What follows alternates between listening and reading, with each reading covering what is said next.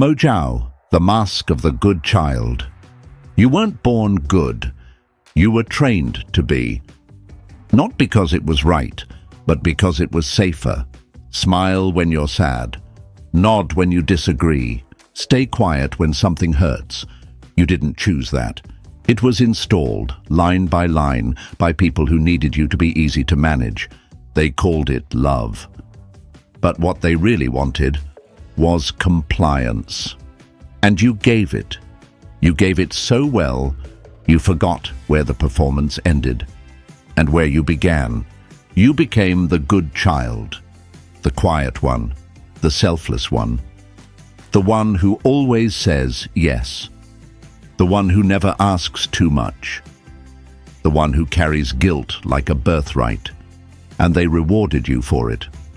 Conditional affection, temporary approval, a smile when you played the part. So you kept playing, even when it hurt, even when it killed pieces of you in silence. But now, that role is suffocating. That mask is cracking. That script is a prison. And here's the truth no one wants to admit. Being the good child was never about you. It was always about control. This video is not about being understood. It's about burning the role they assigned you. Before it buries the self you were never allowed to become. Let's begin. Break the role, reclaim the self. Part 1. The origin of the role. You didn't become the good child by accident. It was survival. Pure, calculated, unconscious survival. As a child, you had one core mission: secure connection at all costs, and the cost was always your authenticity. The moment you noticed that certain behaviors triggered rejection, you stopped doing them. The moment you saw that being quiet made them calmer, you silenced yourself. The moment you realized that your sadness made them uncomfortable, you smiled through the pain. You adapted, not because you were weak, but because you were intelligent. Approval became currency. And you learned the rules quickly. Be polite. Be helpful. Don't speak unless spoken to. Never upset them.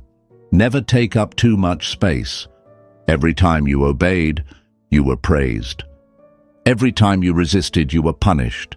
Maybe not physically, but emotionally. Through withdrawal, through guilt, through cold silence. You didn't get hit. You got conditioned.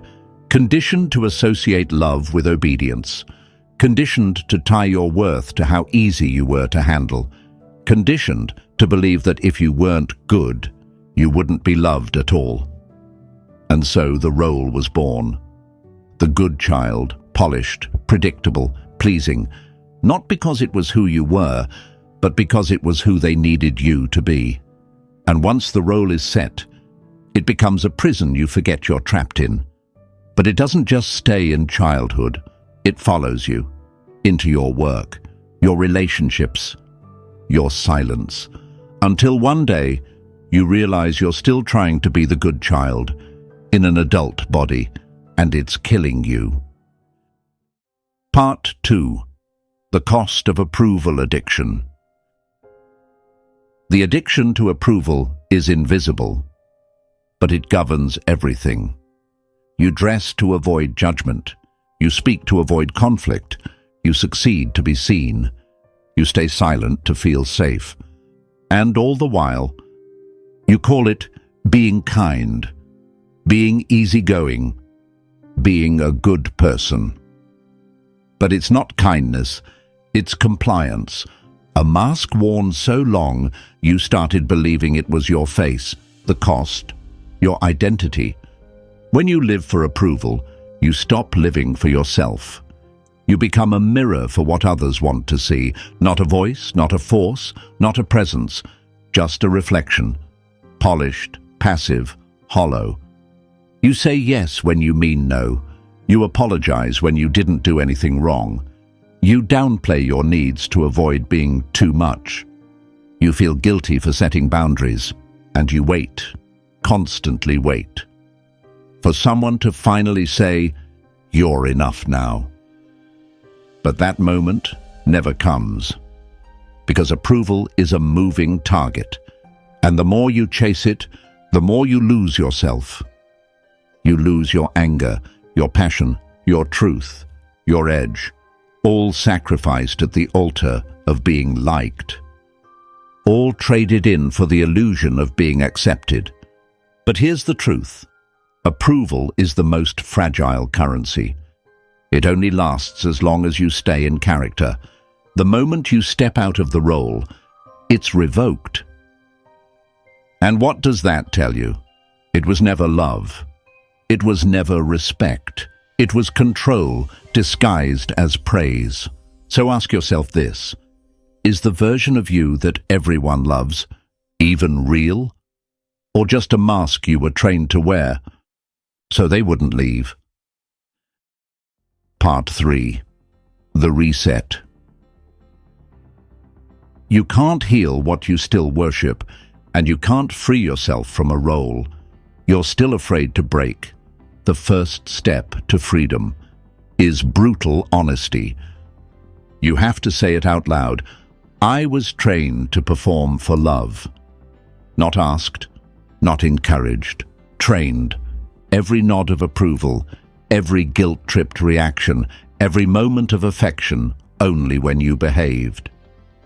Was a psychological cue: stay in line or lose connection. And you learned. Fast, too fast. So now, you question yourself before you speak. You edit your truth before it leaves your mouth. You carry guilt like it's your birthright. This is not personality, this is conditioning. And it ends when you stop asking, "How can I be good?" and start asking, "Who am I when I stop asking for permission?"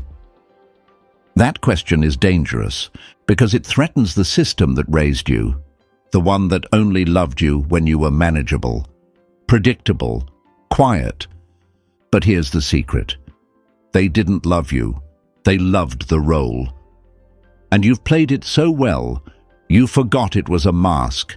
Now is the time to take it off. Write down the rules that shaped your life. Don't be selfish. Make everyone happy. Don't upset them. Put others first. Be the strong one.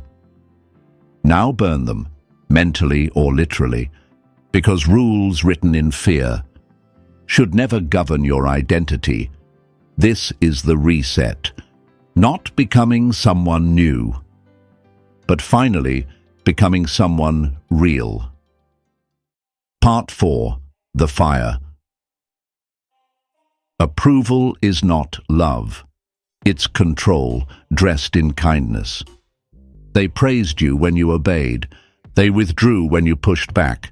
They called you difficult the moment you had a boundary. And you thought, if I'm good enough, they'll stay. If I'm nice enough, they'll love me. But what kind of love? Requires you to be silent to be safe.